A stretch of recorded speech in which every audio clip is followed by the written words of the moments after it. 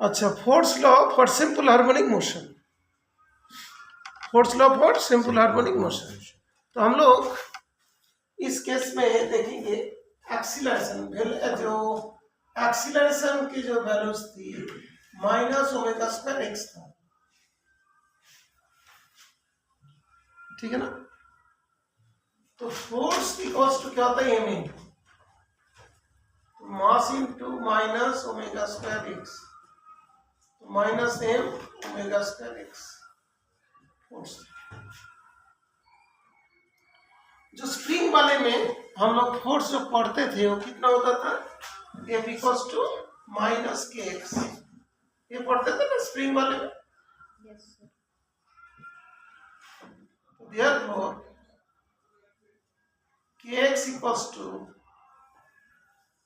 m omega square x, x x cancel हो गया, तो omega square equals to k by m, तो omega equals to under root k by m।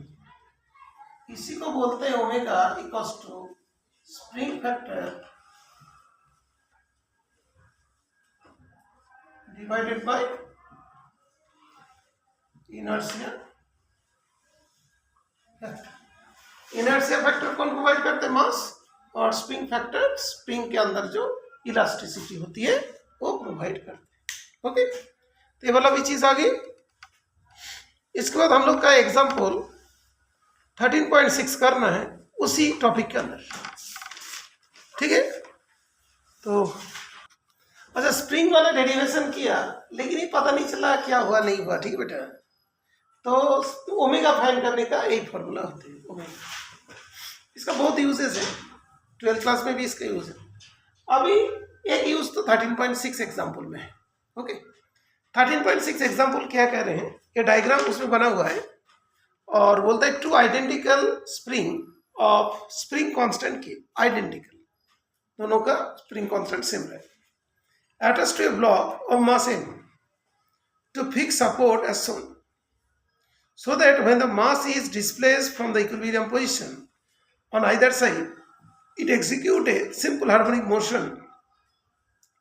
Find the period of oscillation. ये तो हम लोग जानते हैं कि स्प्रिंग कॉम्प्रेस होगा तो फिर वो वापस आ जाएगा ना, और उसी में ये ऑसिलेट करते रहेगा, और एयर फ्रिक्शन एंड ऑल, मतलब डेसिपेटिव फोर्सेस, मतलब कोई हीट बाहर चला जाएगा उसका धीरे धीरे रुक जाता है।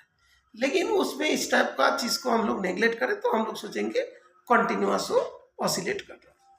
तो जब इसके तुम लोग मतलब आंसर्स देखोगे तो क्या है, आंसर्स के बारे में मैं तुम बताता हूँ। एक तरफ उसको कंप्रेस किया, तो देखो डायग्राम के जो आंसर्स है ना, जब तुम लोग आंसर्स को पढ़ोगे देखो कि इस तरीका से दिया है, ये वाला है, इसमें थोड़ा छोटा सा ही बना है तो हमको भी छोटा ही बनना पड़ेगा। तो ये वाला जो इसका ओरिजिनल पोजीशन था,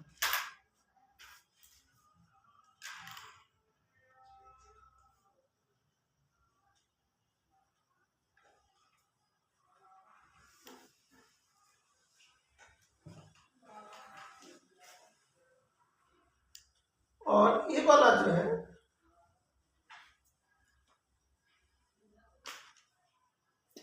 ऐसा कंडीशन में आ गया, ठीक है, जब वो पहुंच जाए। तो अभी देखो इसमें ये डिस्टेंस कितना इधर पे, मतलब फोर्स दिया इस तरफ का है, ये कंप्रेस हो रहा है, ये वाला एक्सटेंड हो रहा है, ठीक है। और जो ओरिजिनल पोजीशन हमने इसको यहां तक बोल देते हैं, इसका ओरिजिनल पोजीशन, इसका सेंटर, इसका सेंटर, तो कितना डिस्टेंस ट्रेवल किया, इतना डिस्टेंस ट्रेवल, कितना x distance travel, okay, x distance travel करता। तो अभी जो फर्स्ट वाले जो बात है, जितना एक्स कंप्रेस होगा उतना ही एक्स एक्सटेंड होगा, ये जितनी कंप्रेस हुआ था वो उतना ही एक्सटेंड हुआ था। ओके, तो F1 जो है, मान लो तो स्प्रिंग की बात कर रहे हैं तो यहाँ पे दैट इज F वाला को मान लिया F1, और इधर वाला जो है F2।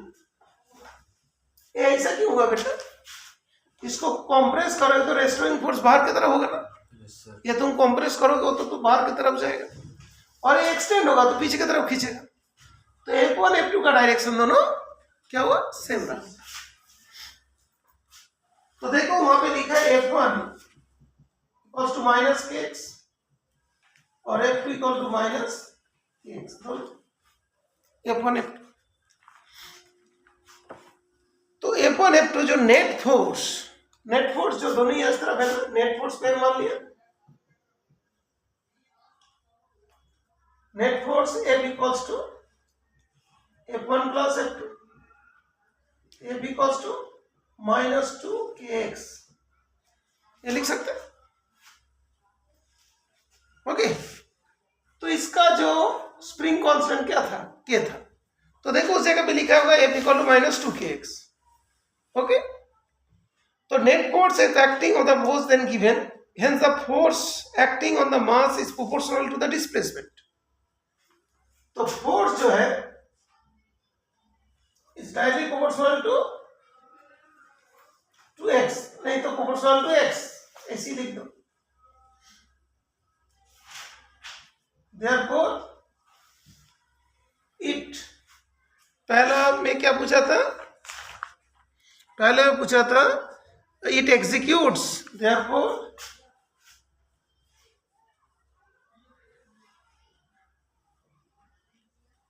नेट फोर्स जो है डिस्प्लेसमेंट के साथ प्रोपोर्शनल है, डिस्प्लेसमेंट इधर हो रहा है, फोर्स उधर जा रहा है, तो फोर्स डिस्प्लेसमेंट के साथ प्रोपोर्शनल होती है तो उसको क्या बोलते हैं, SH. So it will execute SH, opposite direction में प्रोपोर्शनल। हाँ, ये तो जानता, जैसे कोई पेंडुलम है, ये वाला इधर जा रहा है, डिस्प्लेसमेंट इधर, लेकिन फोर्स तो इधर,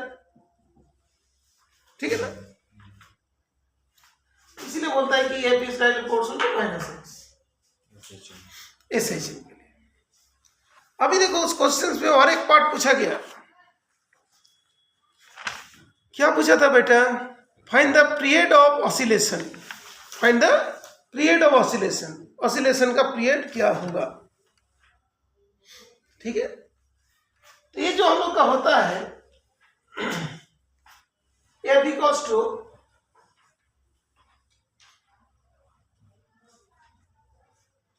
minus m omega square x, इस तरीके से करते हैं बेटा, अब नहीं तो इसे कर लेते। तो ये जो क्या होगा 2k के बराबर है ना, यहाँ पे प्रिंस कांस्टेंट, यहाँ पे कांस्टेंट किसके बराबर, 2k के बराबर है, तो यहाँ पे f डैश इक्वल्स टू क्या हुआ, 2k हुआ।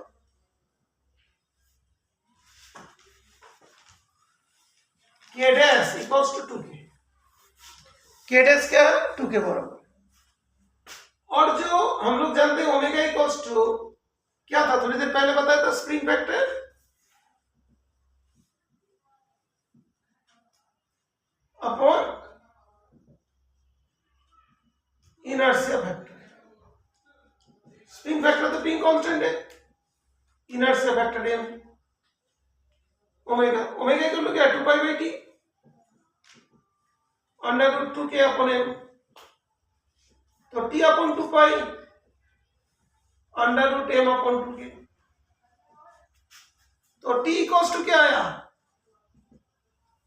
2 pi under root m upon 2k, ये हो गया टाइम पीरियड।